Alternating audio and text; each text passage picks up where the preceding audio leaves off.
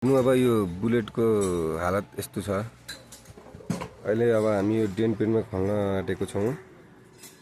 हेर्नु यस्तो यस्तो भएको छ। यहाँ यस्तो पुरा उडेर चर्केर यस्तो भएको छ।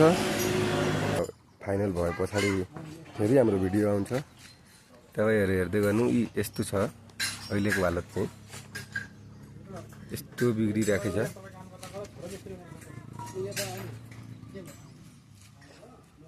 अब यसलाई हामी डेन पेन गर्छौं अनि तपाई। सो गाइज, आज हामी 350 बुलेटको डेन पेन गर्न गइराखेका छौं। हेर्नु अहिले कस्तो छ हालत, हेरौं बुलेटको। उ भाइ हाम्रो खोलखाल गर्दैछ, निर्मल भाइ। अहिले यस्तो अवस्थामा छ हाम्रो बुलेट। अब तपाईहरु हेर्दै जानुस्। हेलो गाइस, यहाँनिर यस्तो डेन पेन गर्दैछ है। तपाईहरुको पनि गाडी ल्याउनु होला। पुरानो गाडीलाई नयाँ बनाएर लानु होला, त्यो पनि सुपर मुल्यमा।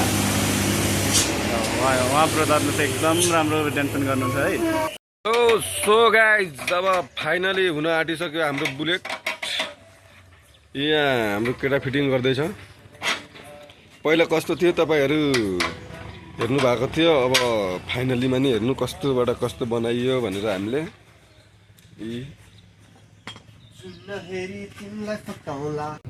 अब हामी बुलेटलाई फाइनल गरिसक्यो। फाइनल पहिला कस्तो थियो, अहिले हेर्नु कस्तो छ। पहिला के हालतमा थियो, कस्तो हालतमा थियो पहिलाको भिडियो र अहिलेको भिडियो नि हेर्नु तपाईहरु। अहिले चाहिँ हामी फाइनल गरिसक्यो।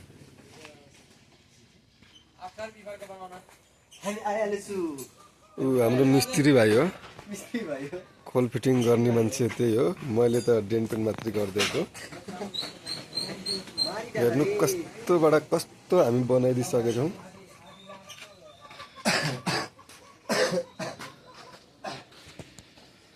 यो हाम्रो एलम्बर ग्यारेज